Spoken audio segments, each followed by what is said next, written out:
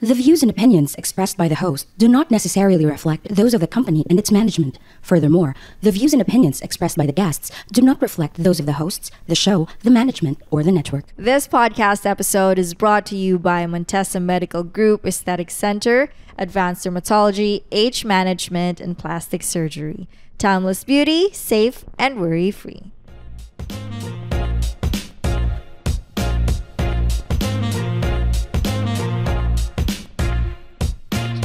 Hi babes! Welcome to another episode of Bloomer Babe Podcast. Today, sobrang exciting ng topic natin kasi we're diving into beauty, science, and self-care. And grabe ang saya ko kasi we have a very special guest with us.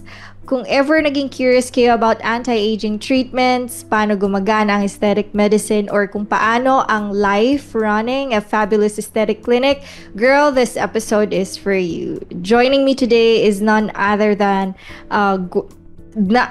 gorgeous and brilliant Doc Ana Montesa, ang queen behind Montesa Medical Group, one of the rising aesthetic clinics na known for their super personalized and science-based approach to skincare and beauty. Doc Ana, thank you so much for saying yes. Me and my listeners are excited to hear your story. Kamusta naman po kayo? Pwede niyo po ba kaming bigyan ng background or i-tour back to the start? How did your journey in medical aesthetics begin? So, I started as a board-certified pediatrician, and then I ventured into anti-aging medicine. So, I became a board-certified cosmetic surgeon. But I realized na marami pa rin may gusto ng non-surgical treatments. Mm-hmm. That is why nag-further training ako sa American Academy of Anti-Aging Medicine and the Philippine Academy of Anti-Aging and Age Management Medicine. Mm-hmm. Okay. Is that what inspired you to build Montesa Medical Group, Doc? Yung mga non-invasive treatments talaga? Or do you also offer... Gusto kasi ng mga patients ko, natural looking, safe lang siya, and effective. Mm-hmm. So kasi with surgery, aside from the complications of surgery and syempre yung downtime, and then pag once na may sugat ka and then may cut, usually it will take 3 to 6 months para maging moving uli yung muscles mo. Mm-hmm. So, mas gusto talaga nila yung natural looking effect na parang paganda ka lang ng paganda every time you do the treatments. Mm-hmm. So, now we advocate the non-surgical way of being beautiful and also maintaining your younger looking self. Mm-hmm. Here at Montesa Medical Group, we've got innovative approaches for your physical look. Montesa Medical Group, results are mental, safe, effective, and worry-free. Enjoy a quiet luxury, a timeless beauty. Here at Montesa.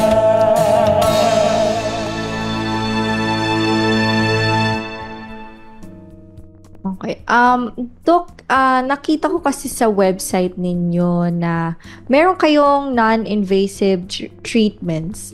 So, right now, medyo uso ngayon ang Sculptra and Ultherapy. Can you share the difference behind those two? So, kasi when we look at the patient, kailangan mo na i-assess natin ano ba yung kailangan niya. Is it because of the sagging skin? Mm-hmm. Or because of the wrinkles, yung movements? Kasi pag movements, botox talaga yan pag dynamic wrinkles. But if we're looking of the sagging skin, it's because of the texture ba? Or meron siyang mga pigmentation? Mm-hmm. Or it's because of the shape, merong fats, kailangan niya magkaroon ng jawline contouring. So with Ultherapy, siya yung gold standard for non-surgical skin lifting. Walang other way na ma-lift yung skin mo than to do facelift. But for those persons na ayaw nila ng surgery, gusto nila yung non-surgical way, ayaw naman ng iba nung talagang banat na 100% na hindi gumagalaw yung face nila Mm-hmm. So if you want a non-surgical way, Ultherapy talaga yung gold standard. It can penetrate your skin without cutting So, doon nagta-tighten inside and very focused siya. So, pag sinabing 3 millimeters or 4.5 millimeters, kung gaano ka lalim yung ita-tighten ng skin mo, kaya niyang abutin yung mask layer where we do surgical facelift. So, after one session, permanent siya. But of course, we age yearly. So, ina-advocate pa rin if you want to maintain, yearly siya. Once a year. But for those persons na nagsag na talaga yung skin or late na nag-maintain, mas maganda, i-tighten muna natin every 6 months. And then if you want your look na, pwede nang every year, every 2 years. Ganun na siya. But for those persons naman, kasi you're asking me what's the difference with Sculptra, for those persons na wala ng collagen, siguro nasa overexposure sa sun or may mga bad habits like smoking and drinking, so mas nag-age yung skin niya than the ordinary person na hindi in-abuse yung skin. So nawala na siya collagen or nasa perimenopausal age na, we have to bring back the collagen. So yung Sculptra is a collagen biostimulator. It's BFAD approved. So hindi siya yung collagen na ini-inject once you inject it, yung sariling collagen ng tao ang nasi-stimulate para mag-grow ulit. So para uli magkaroon siya ng tautness or magkaroon uli ng laman yung skin. It's not a filler, it's not for augmentation. Yung mismong skin mo ang parang nag-brighten or naging younger looking because nagkaroon uli siya ng collagen. If you've noticed kasi yung mga nasa perimenopausal age na parang thin na yung skin nila, tapos parang pag ginanon mo na pwede mo ganun kang elastic. Ganun na. Walang laman na ganyan. So if you want to have collagen again, that's the Sculptra. So parang it's also net. So parang tinutulungan lang po kayo ng Sculptra to produce collagen yung sarili. Okay. Bawal mag-inject ng collagen directly. It's a no-no. Hindi siya BFAD approved. Dapat ngayon, it's a biostimulator. Biostimulator. Okay. Doc, meron bang age na dapat mag-start ka na using this aging treatment? Before we advocate, dapat mga 40s. Pero ngayon, as early as 25, 30s, kung nafe-feel mo na meron ka ng fine lines and wrinkles, siguro because you expose yourself under the sun. Saan naman talaga yung kalaban natin eh. Okay. So you expose yourself under the sun, napansin mo na bakit dati, every time you go to the beach, then afterwards, ang ganda, nag-glow ka lang, nag-tan ka lang. Pero napapansin mo, nag-age na, di ba? Hindi mo pwedeng sabihin na, ay, kahit naman nung bata ako, may linya na ako. Because every time you do that, every time you squint, every time you raise your eyebrows, and napapansin mo, you have many lines na. If you won't do anything about it, magkakaroon ka ng dip lines. Okay. Dip lines, siyempre laser resurfacing na yan. So, mas madami kang dapat gawin kapag pinabayaan mo yung sarili mo, even at an early age. So, kailangan na prevent pa kesa sa okay. Doc, yung at a younger age, siguro pinaka-minimal is you apply moisturizer and then apply sunblock. Sunblock. So, wala naman pong age limit, minimum age sa mga ganito. And then, let's say, Doc, either nagpapa-Sculptra ako or nagpapa-Ulthera, can I combine this with other treatments such as, Botox or dermal fillers? Yes, of course. So, kung ang problem ng tao is lines, dynamic wrinkles, kapag nagre-raise siya ng eyebrows or nagsusquint and nagsismile, meron ng mga lines na nag-appear. So, you have to do Botox talaga. So, ang recommended is twice a year. But it is a misconception na kapag Doc, hindi ko na-follow up yung after 6 months, mas gagrabe pa yung lines ko. Hindi. Pag bumalik siya, mas less kasi na-relax mo siya for 4 to 6 months eh. Kaya nga, if you do it regularly, minsan every 8 months na lang kasi hindi mo naman siya laging ginagamit. It's like, parang muscle siya. Every time na gamitin mo siya, di ba, lalong nagiging prominent yung muscle mo. So every time you use your muscles, so syempre lalo ka nagkakaroon ng dip lines. So para ma-prevent mo yung dip lines and ma-lessen yung wrinkles mo, you do Botox regularly. Okay, Doc. Tapos po, doon naman po sa mga signs of aging. So, let's say yung mga crow's feet, mga deep lines dito, 11 lines. Ano po yung masasuggest nyo, Doc, na maganda mga treatments for those? Let's say, yung mga hollowness ng under eyes, yung mga dark circles, gano'n. Kung napapansin mo na meron ka ng volume depression, ibig sabihin meron ka ng deep lines, or makita mo sunken na yung under eye mo, you can opt for fillers. Fillers is for volume augmentation. Aside from hydration, kasi hyaluronic siya. So, dapat kasi cherubic forehead ka, and then wala ka dapat hollowness dito. Dapat hindi flat yung front ng face mo. Dapat meron kang cheeks. Of course, for nose, yung mga Filipinos na gusto ng non-surgical nose lift, we can do also FDA-approved dermal fillers. They want thicker, fuller lips. We can also lip augmentation. And there are also some people na kulang sa chin. So also chin augmentation with fillers. So fillers is for volume augmentation. Okay.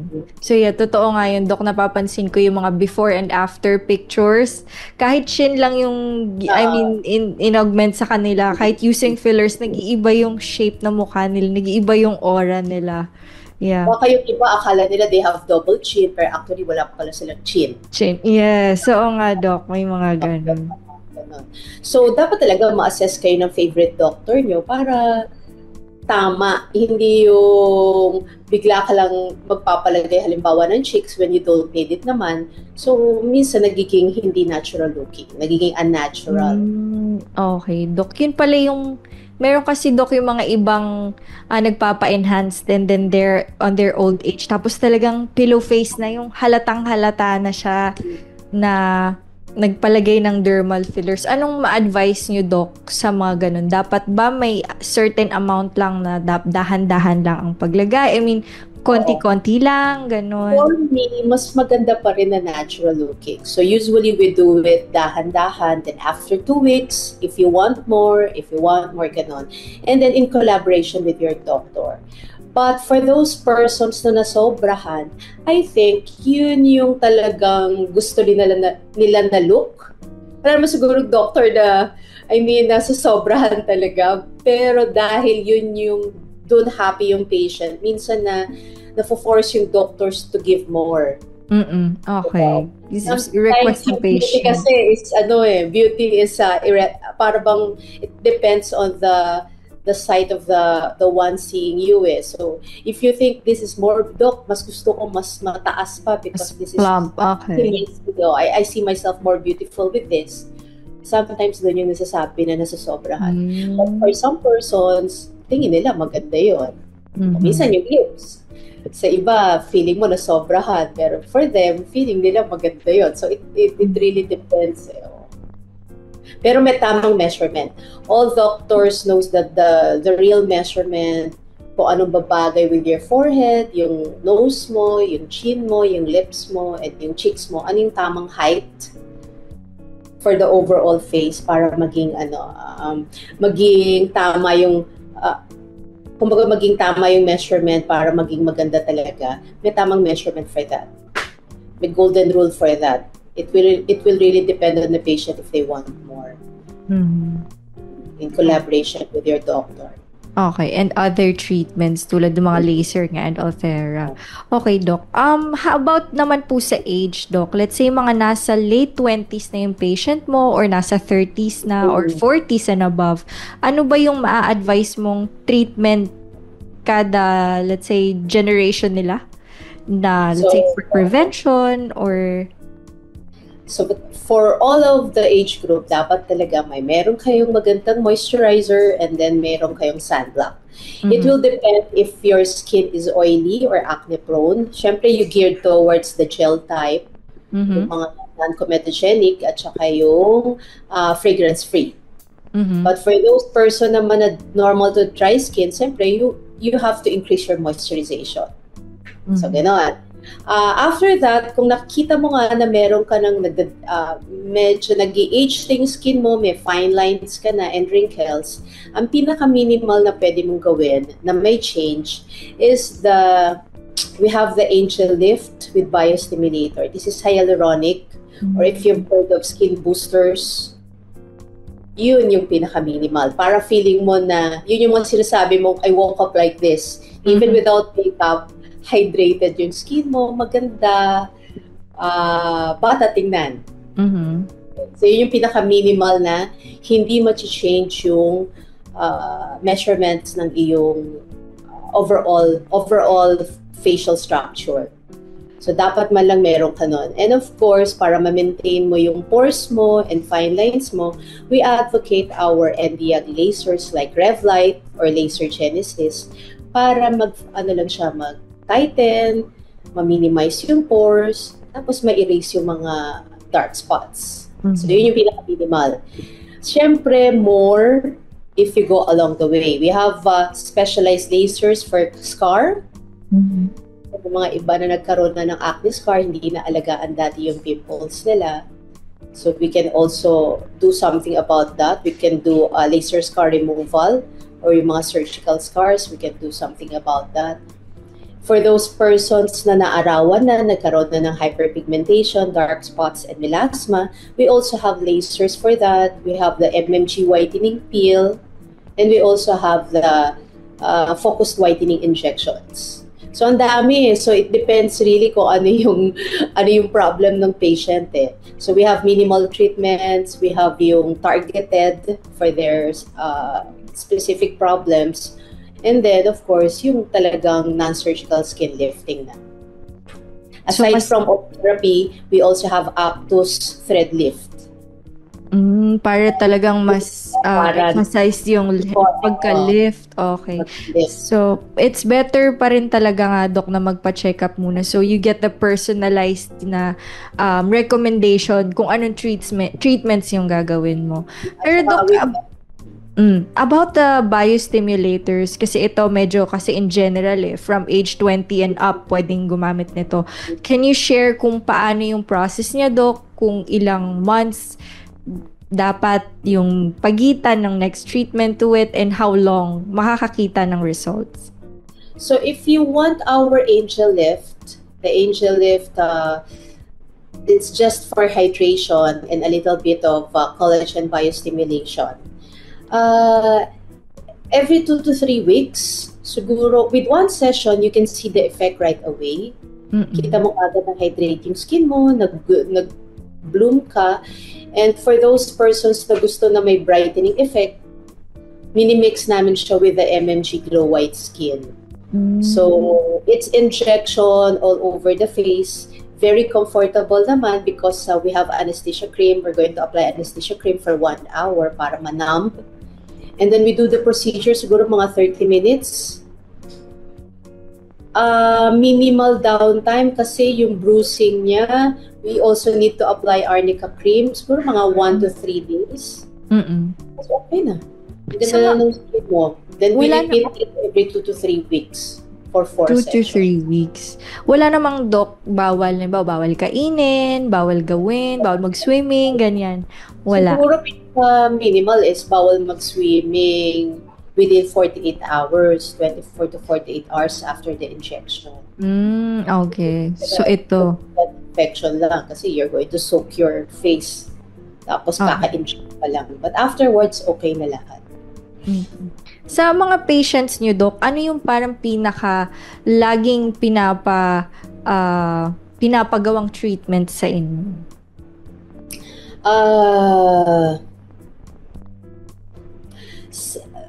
Parang laging in collaboration with me. Kung ano yung, if I tell them ito mas bagay sa'yo, they will. Yun yung But siguro, ang pinaka-ano ngayon talaga is yung skin boosters with biostimulator. Kasi parang ang bilis lang gawin and then ang ganda ka na kaagad ng skin.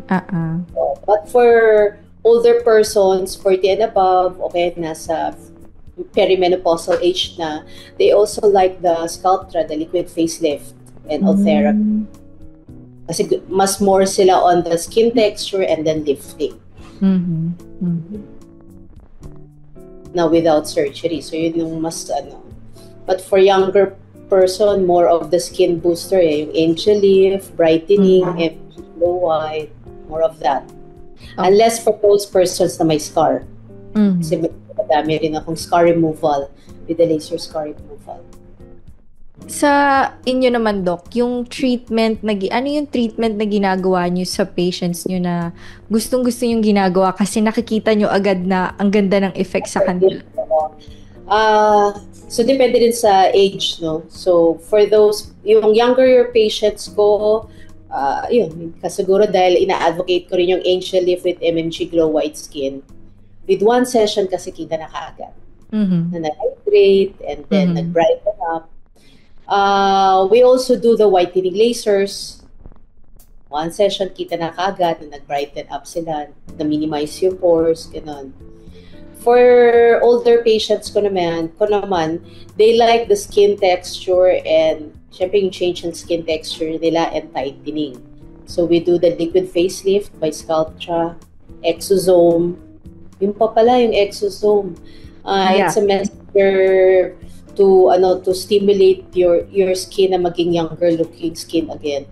Even without injection, very famous siya sa mga patients ko na ayaw ng injection. Siguro ayaw nila masaktan, very sensitive to pain. They like the Exosome so much. Can you Yun yung age nila.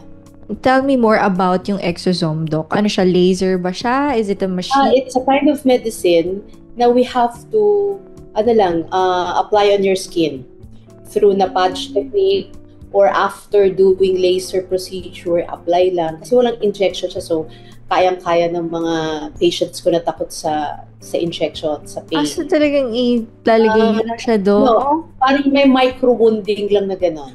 Pero walang pain, walang anesthesia cream. Okay. And downtime niya, Doc, hindi rin masyado? Walang downtime, walang blood eh. Unless I do laser muna and apply the Exosome para mag-create ng microscopic wounding. Okay. Downtime, gano'n lang, 24-48 hours because of the laser. Pero kung Exosome lang person, walang downtime. So kita nila, gusto na agad ng skin. Yeah. Kasi they have a study with Exosome even with yung mga non-healing wounds. If they apply the Exosome, nag-heal ka agad eh. They have study for that. So very effective siya for aging skin na maintenance. Yung pa pala isa nilang favorite, yung Exosome. Exosome, okay. Is it called biostimulator din ba, Doc? Yung Exosome or iba? Yung collagen biostimulator is, I need to inject para pupunta sa collagen. Ito hindi, topical lang. Okay.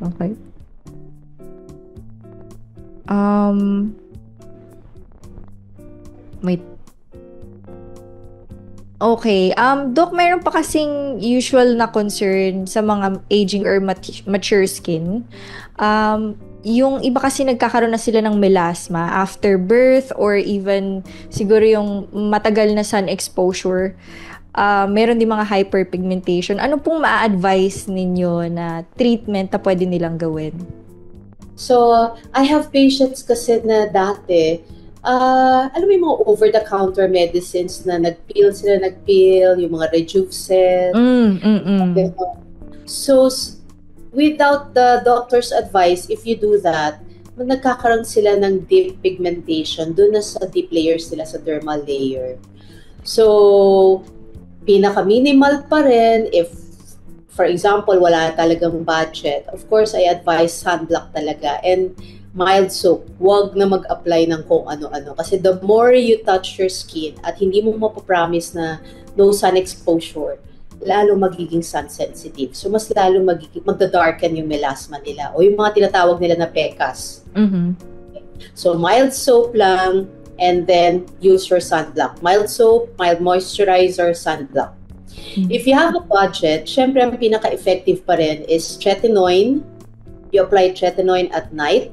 So, micro-peeling yan. But, huwag kayong mag-overpeeling. Kapag medyo masakit, mahapdi na, any amount of irritation, pag na-expose sa araw, lalong, lalong magiging matingkad yung darkening ng skin nyo. So, if really you can promise na hindi ka na mag-expose under the sun and you will always apply sunblock, you can apply tretinoin at night. So, size lang all over your face, every other night for 2 weeks. If no redness or irritation, pwede nyo nang i-apply nightly. Okay? Meron din, although available pa sa atin yung Triluma, you can buy that over the counter. Meron siyang hydroquinone, tretinoin. Pwede nyo rin yan i-apply every other night for 2 weeks. Pag halimbawa gusto nyo ng doctor's procedure, you can visit us here at Montesa Medical Group. We advocate our MMG whitening peel. Itong MMG whitening peel namin, makapal yung pagbabalat ng skin mo. But unlike other ordinary peeling, hindi siya masakit. Kasi lahat naman ng peeling kapag in-apply mo, even nga yung mga astringents na nabibili over the counter, which wag niyong gagawin, pag in-apply nyo is mahapde. This one, ang maganda sa kanya, all natural kasi yung ingredients. If we apply on your skin, this is a doctor's procedure, wala siyang hapde, wala siyang sakit. Pero the same pa rin siya. Makapal yung peeling, hindi siya mangingitim, maputi. And then for 1 week, macro peeling ka. Inclusive po siya ng mga medicines na i-apply mo twice a day para maalagaan yung skin mo. And then makikita mo talaga tanggal yung mga hyperpigmentation mo and melasma. We only do this to our patients na walang sun exposure later on. Kasi nga, the more na ginagalaw yung skin mo, tapos ang problem mo is whitening, the more na magiging sun sensitive. So baka maging grabe pa. Mas lalo maging grabe pa. Okay. If you can promise that, pwede yung once a month na whitening lasers like our NDAT laser, Revlite, and Laser Genesis. Once a month, dahan-dahan. Para mag-whiten yung skin. And then, tsasagain mo na lang with the take-home medications.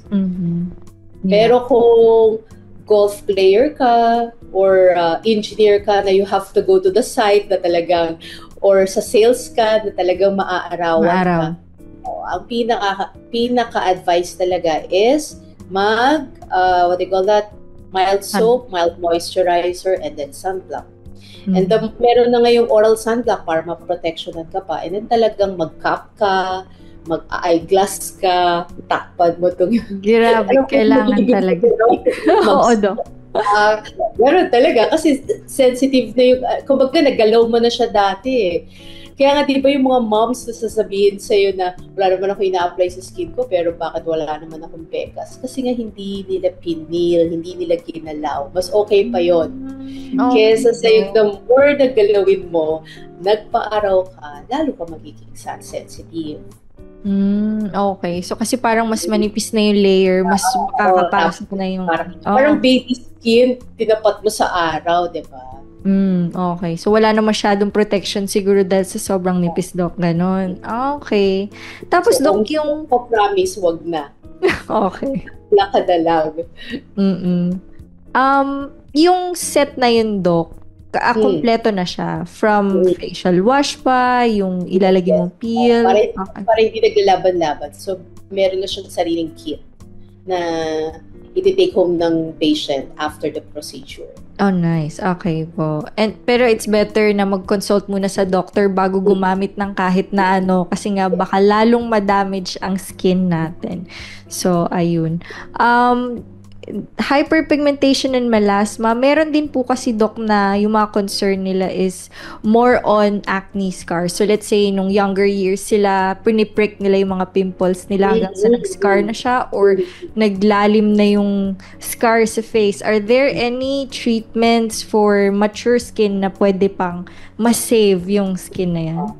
So, for those persons na may acne scars o yung mga malalalim na chickenpox or nagkaroon ng surgical, parang mga surgical wounds na nagkaroon na ng surgical scar, we can do our laser scar removal.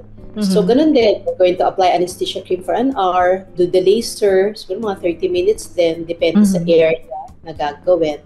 Kung keloid yan, we have to inject scar injections para numipis, mag-put down yung fibrotic tissue. And then do the laser, magkakaroon ka ng microscopic wounding. Ito lang yung way para stimulate uli yung scar mo to produce new cells. Okay? It cannot be compared to microscopic, what they call that, microneedling. Kasi microscopic needle. Hindi, syempre di mo na nakita yung needle kung microscopic needle yon. The problem with the microneedling is sinugat-sugatan ka, tusok-tusokin ka kaya ng needle na gano'n. So there's a chance for hyperpigmentation and another scarring. So laser lang talaga ang makakagawa ng microscopic wounding. Walang dugo. After the laser, healed siya kaagad. But if you will look your skin under the microscope, meron talaga siyang sugat na maninipis. Bawal din magpa-araw kasi syempre may sugat yun, pwedeng mangitim. And then magko-collagen synthesis siya kasi meron siyang microscopic wounding, magpo-produce yun ng new cells, mag-heal para yung scar mo maging normal ulit. We do this once a month. Every time we do the procedure, paganda lang ng paganda yung skin mo. And if, for example, hindi mo na siya natuloy, permanent yung effect niya. So kung ano yung collagen remodeling na nangyari sa'yo, permanent na yun. And then paganda siya na bakanda every time you do the laser again. Okay. Doc, para naman sa mga listeners namin na mga first time, as in mga laser or treatment virgin pa, anong ma-advise mo sa kanila, Doc, na wag silang matakot to use this new machines or treatment sa inyo? Ang pinaka maganda pa rin is book your consultation with your favorite doctor para ma-explain sa inyo ng maayos. And of course, malaman ng doctor niyo kung ano ba talaga yung concern niyo.